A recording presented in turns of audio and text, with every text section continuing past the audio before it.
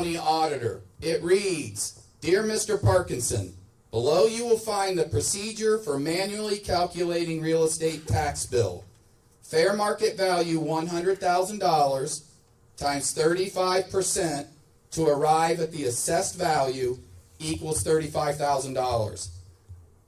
To get the tax, move the decimal point in the tax rate or millage 3 places to the left and multiply by the assessed value.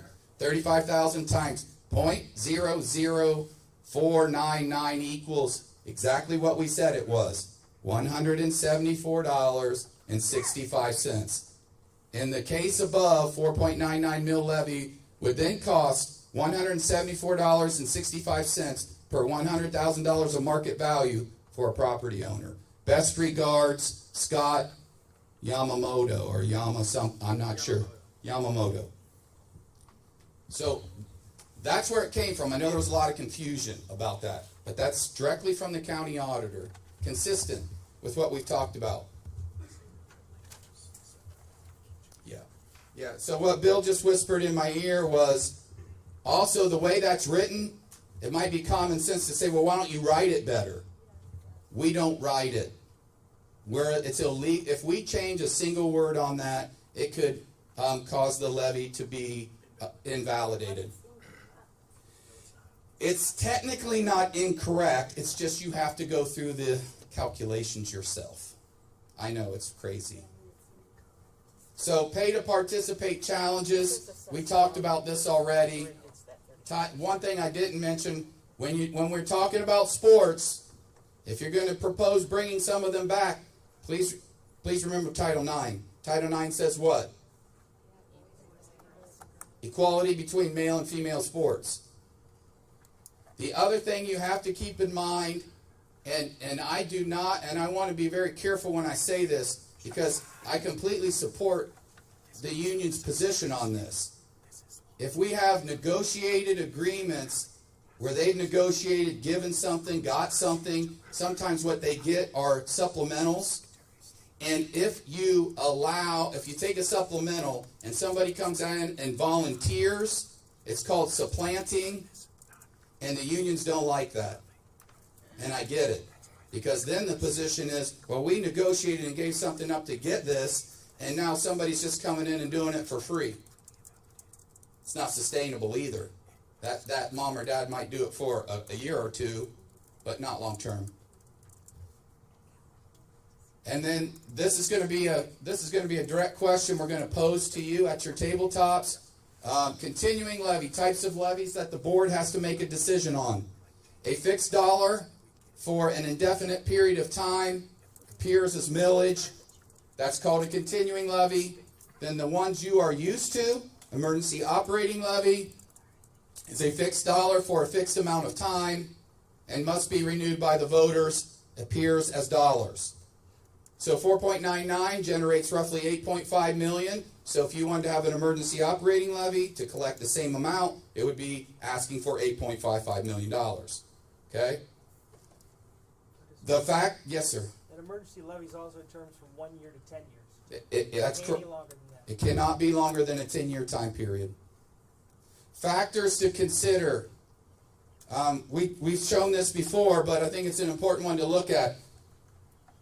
This is showing a calendar of years by the number of times that we are on the ballot or would be on the ballot. 2020, new.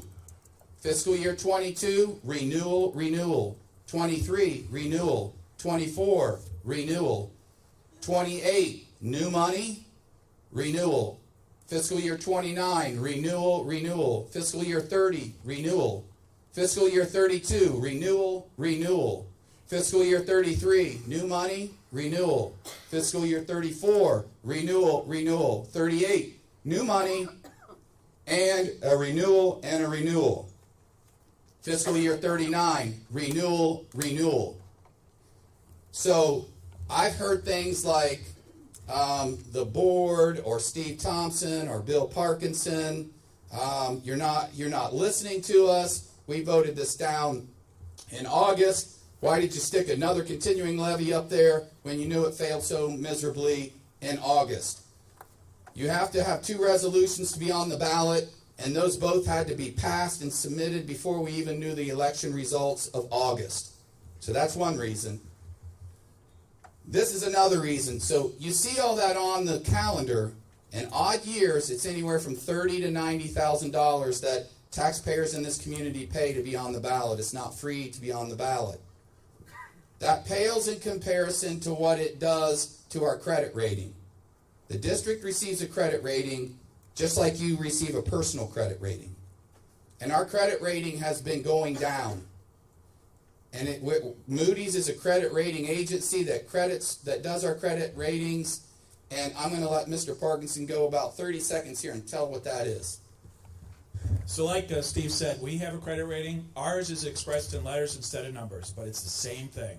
So because we have 5 emergency levies, rating agencies like Moody's considers that to be risky. Why is that? Because at any point in time, the voters can say, we don't want to renew it. And 8 to 9% of our budget goes away. Because we have 5 emergency levies, the credit rating agency has said this is a fiscally unstable situation. As a result, we are lowering your credit rating. As a result of a lower credit rating, guess what happens to interest rates? They rise. Because of the fact that we have 5 emergency levies and we have a lower credit rating because of that, the taxpayers in this community will pay $6 million more in interest costs for the new construction of Longfellow North and South, strictly because of the emergency levies. It will cost the taxpayers nearly $6 million more in interest costs because of all the time-bound levies. Are you saying that the district sign up the variable rate loans? I'm confused. Are they fixed rate or variable rate? Was there an interest rate swap that happened? No, it's illegal to do interest rate swaps. Yeah, I could talk to you about bonds afterwards. It gets a little complicated, but it's all fixed rates. We could refinance. Could you please clarify? Yeah, because the 5 emergency levies were already there, which caused our rating to be lowered. And then additionally, we can't refinance. So, and any other debt we would take on would be at a higher rate, interest rate. Yes, before our bond issue. Before your bond? That's correct. Okay. Yes. But I read the report. I read the Moody's report, and it also talks about unfunded teacher pensions was a big reason why they lowered your rate. There are other reasons why they lowered your rate. Sure, and I understand that, and there's nothing we can do about that. Well, I'll get it. No. Well, I have to get a little bit deep in the weeds with this credit report with respect to the pension system. Let's not do that right now. Let's hold our questions, just because that's going to lose 90% of everyone, to include myself. So let's move through that, and then we'll come back to that. We're not trying to dodge the question. I just want to move on. So those are the main reasons for the issue, for the concern of continuing versus an emergency operating levy. But we also have these as our past 2 election results, do we not? So one of the questions we're going to pose to you, and we want you to work on your tabletops, more information will come in a little bit, is a discussion in your group. We want to know what you think.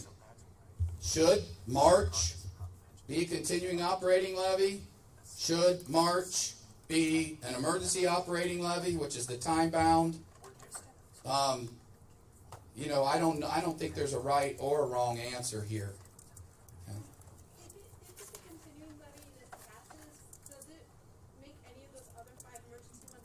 Good question. No, the answer is no. Those 5, even if this one is if this one were continuing and would have passed in November or would pass in March, it would have we still have all the other renewals. We're just not adding to it. Yes. So why did you wait all this time to try and get a continuing levy on the ballot? Why didn't you Because we haven't been on the ballot since 2012.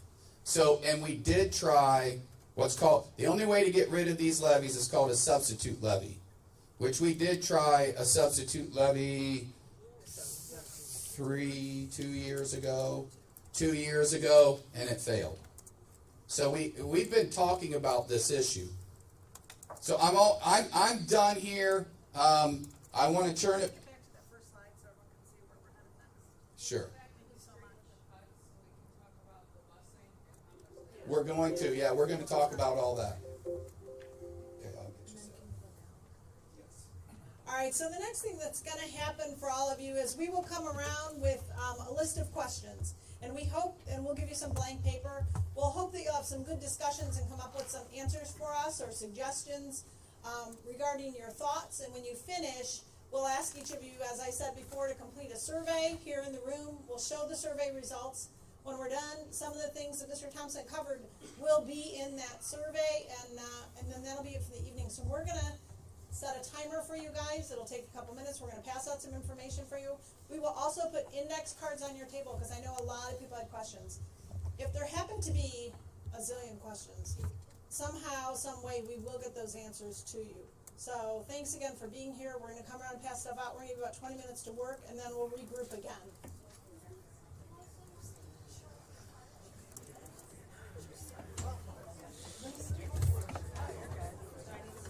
No, you're fine.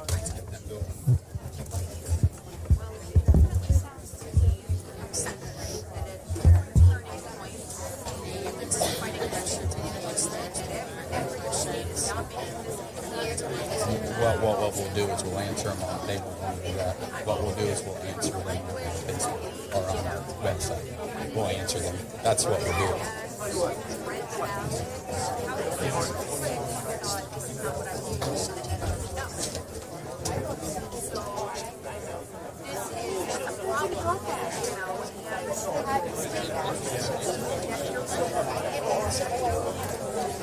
Standing by the mic.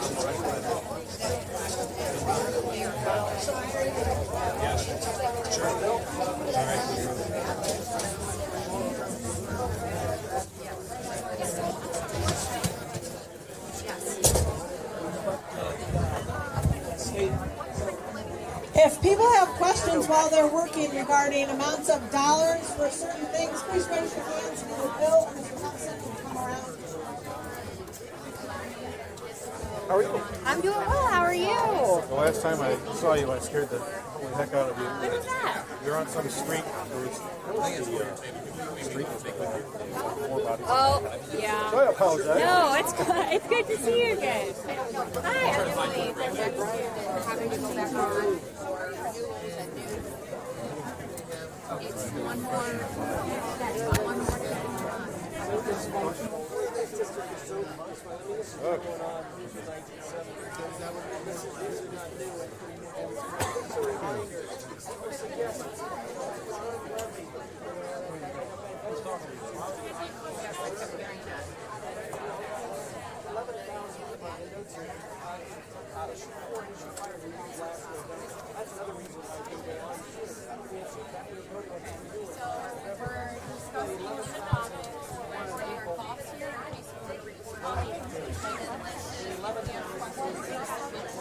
Check 1, 2, 3, 4.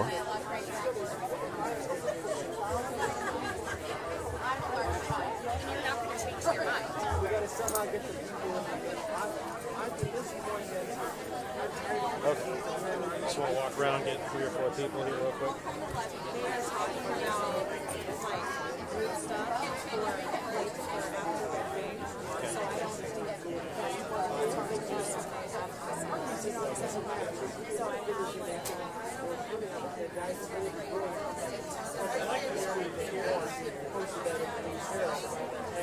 You know any questions? Ask them. What we already have, we don't need another. You guys got 6 of our list, 7 of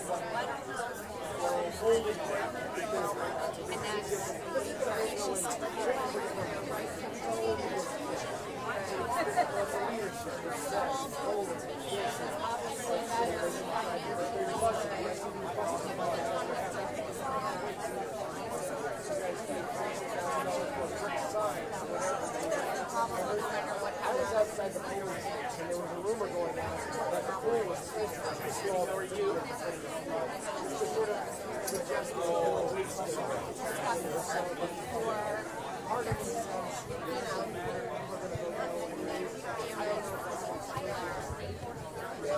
I do agree. I mean, I see this just kept coming up. And I think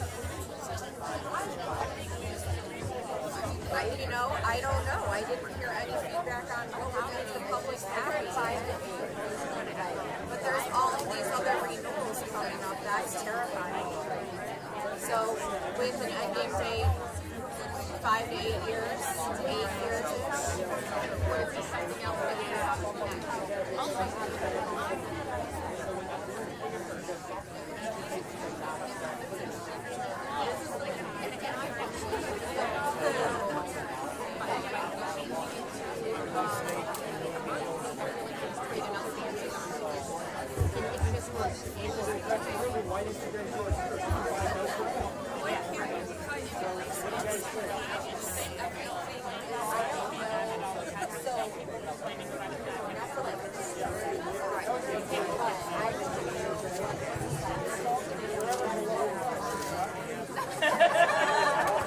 Not for you, just for you. And I would have been right behind you going, you tell them, Steve. That's funny. All right, well,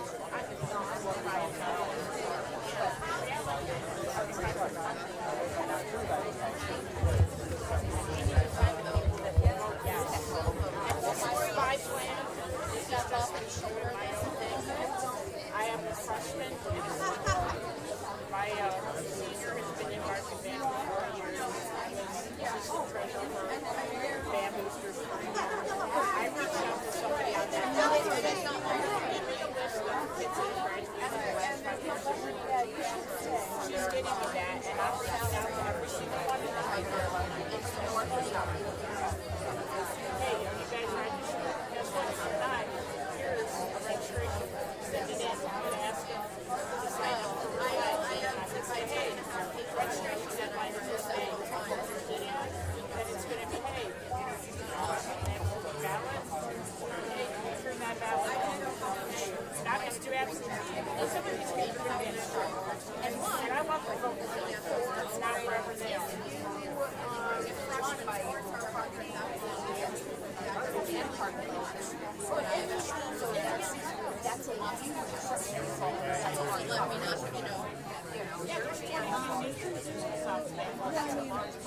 I'm worried about student body. And if that's what we need to cut, you know, and have or maybe they would get them you know. So I some of those things yes, I saw that. Yes, I can see them walking in and I right.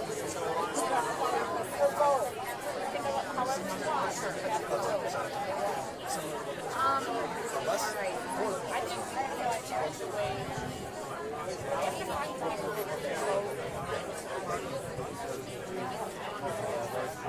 I don't know if they have a registration.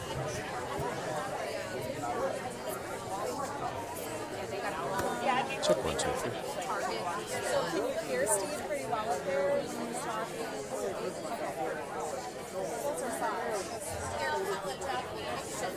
Right, unless you go. And they're the ones who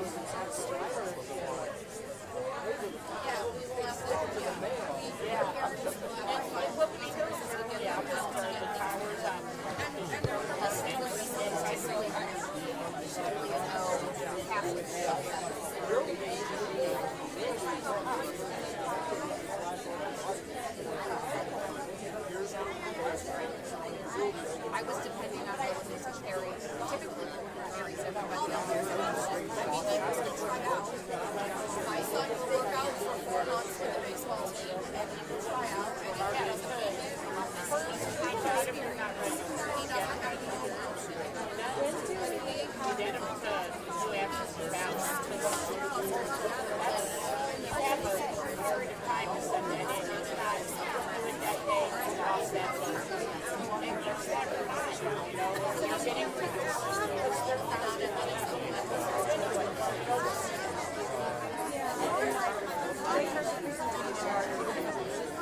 any other kids that you're 18.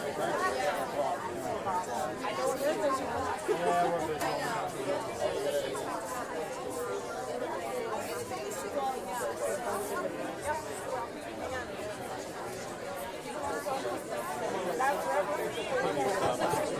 What do you think about that? Then I emailed yesterday, thinking about that. I don't know if I should ask. There's a lot of business.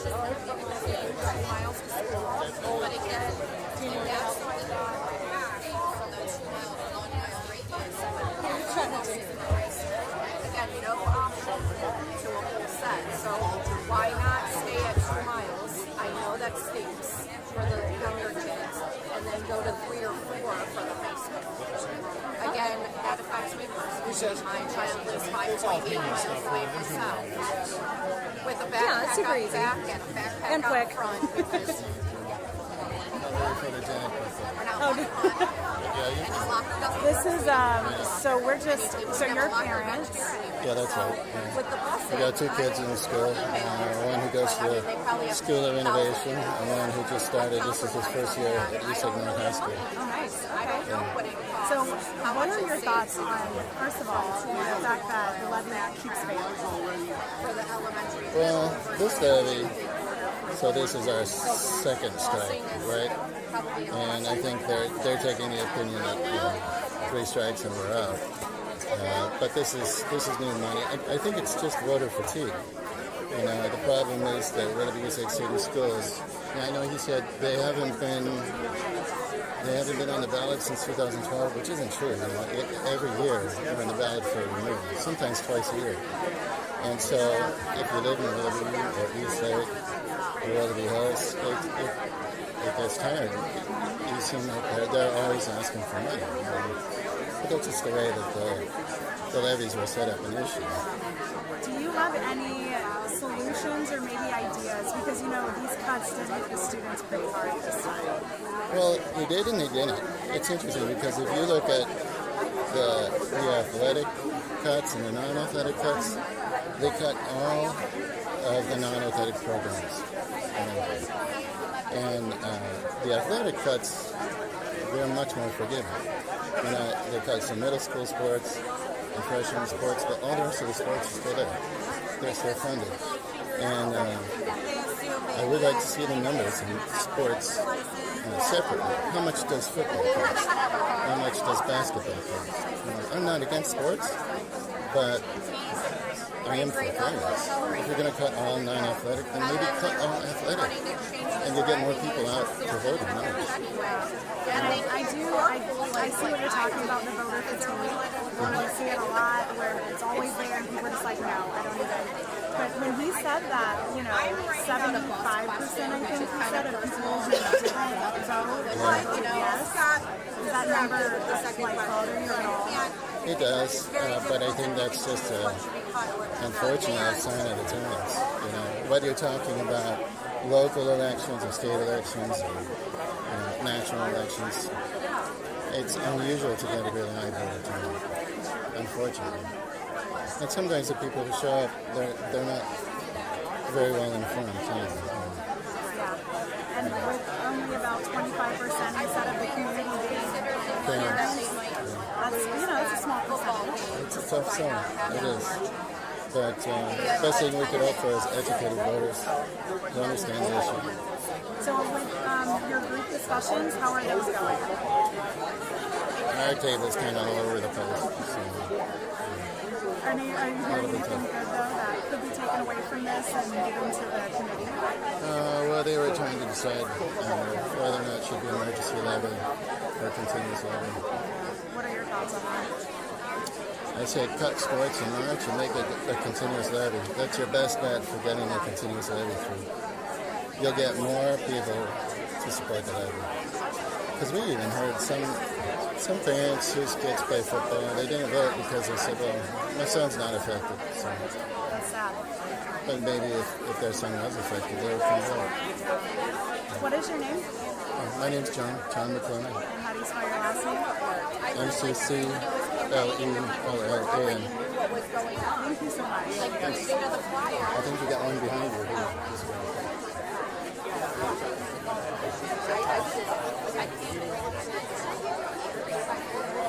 Hi, I guess I'm next. Hi. Thank you.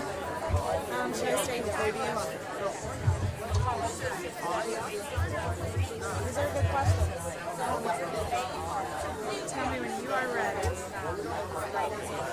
Alright, if you could say and spell your first and last name. Sure. Chrissy Cloda, Krissy Klouda.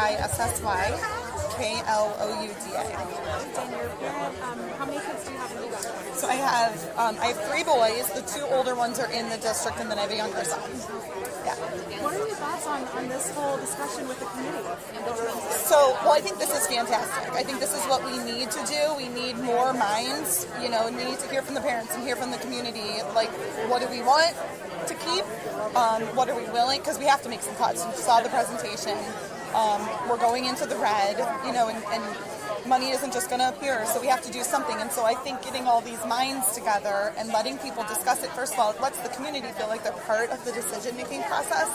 And also, when you have this many people who care so passionately about the schools and about the kids, you're way more likely, I think, to come up with some solutions to solve the problem. So I think it's great that the administration is hearing out the parents. It was really cool. I mean, to see the numbers and the thoughts behind some of these things is Right. cool. But as parents, do you think that moving forward, we can get the levy passed? Because voter turnout is a problem. Of course. When it comes to money, obviously, like you said, Right. it's not going to appear. What are some solutions that you guys have talked about? Yeah, so with getting levies to pass, the biggest thing I think is education. And clearly communicating, and that's the number one, I think I've heard Mr. Thompson say, that's the number one challenge of a superintendent is communicating to the community and to the parents. So we need to have the information accessible and so that people can understand it. I think having the levy, the informational meetings that the superintendent put on, several of those before the levies, I think that's really important. We have a website we keep up. We do videos, we do the yard signs, we do mailings. So, we're trying to provide that information to people. And then in addition to that, I actually, when this levy failed, I grew up in this district. I graduated from Eastlake North. I've lived here, almost my entire life. So I'm very passionate about it. And I did extracurriculars, and I played sports, and I was on National Honor Society and Key Club and all. And I just hate to see those things taken away from our kids.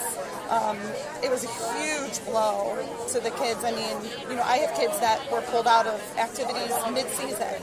And I think that's why there's so many people here, because we're passionate about it. We don't want anything to hurt our children. And so I actually started a Facebook group, a private group, which anyone can look up and find. And it's called Ohioans for Improved School Funding.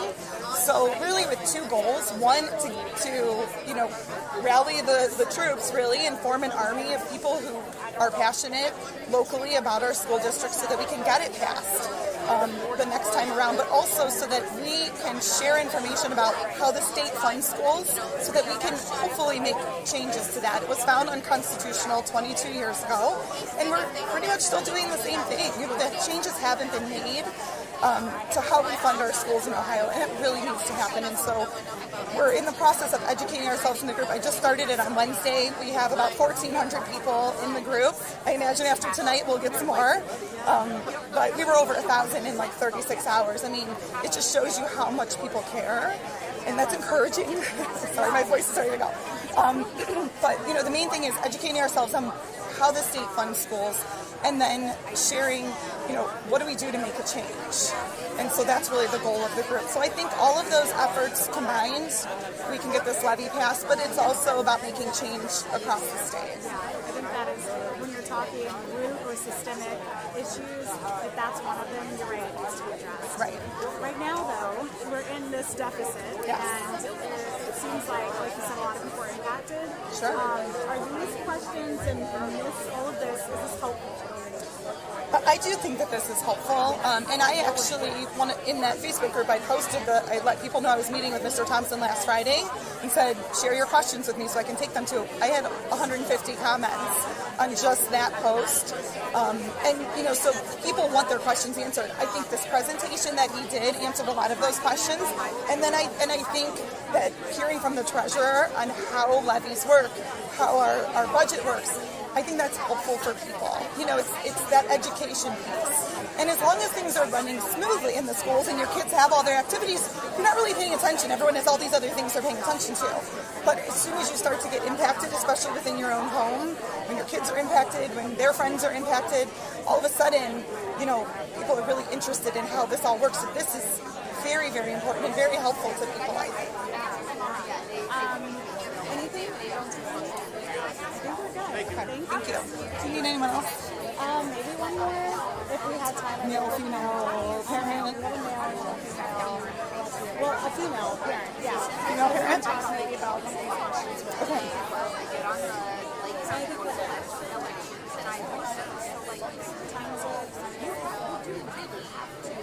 Seek out your own information, and if you are not going to seek it out, how do you just seek it out and learn the facts?